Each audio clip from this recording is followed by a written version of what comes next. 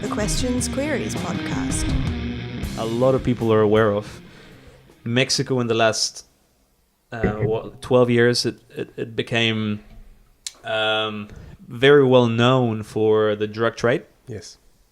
And the drug trade, it's a very profitable business, but it's also a very violent business. Very risky. And I have to say, in my own hometown, in my own fucking backyard, man, like it was just really sad and at the same time incredible to see the transition from being Saltillo, my hometown, one of the most, how can I put it? I mean, Saltillo was famous because it was uneventful. You know, it's like, sleepy town. Yeah, nothing ever happens in this town. It's always the same. We always do the same things. Their border proximity.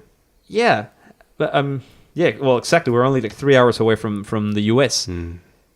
But and then it just went from the drug cartels are taking over, and from being the uneventful town is becoming really eventful for the wrong reasons. Now we're finding like dead bodies hanging from a bridge. Now we're finding dismembered bodies on the road.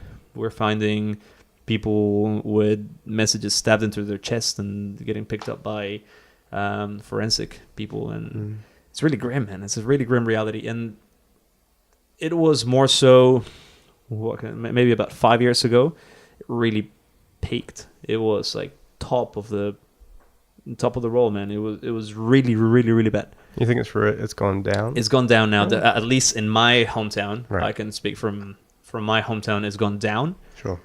Other towns, it's still going off, and it's such a complicated matter, man. Like I don't know where to even start explaining it. I mean, the different factions of drug cartels are fighting each other for territory. At the same time, they have to fight with the Marines and the military, the police. Just violence. But a lot of the police are in certain cartels' payrolls as well. It's a very corrupt country. Yeah. And one of the things that pisses me off the most about this whole situation is the position that the United States government always takes about it.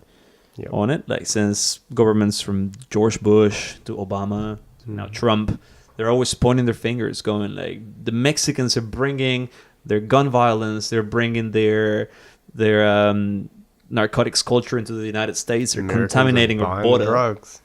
Bro, well, it's really simple. I'm not even an economist, and I can tell you it is a market that works in supply and demand, right? And 90% of the cocaine that goes through Mexico ends up in the United States because they're buying the whole thing. They fucking love coke. And they just keep buying it and using.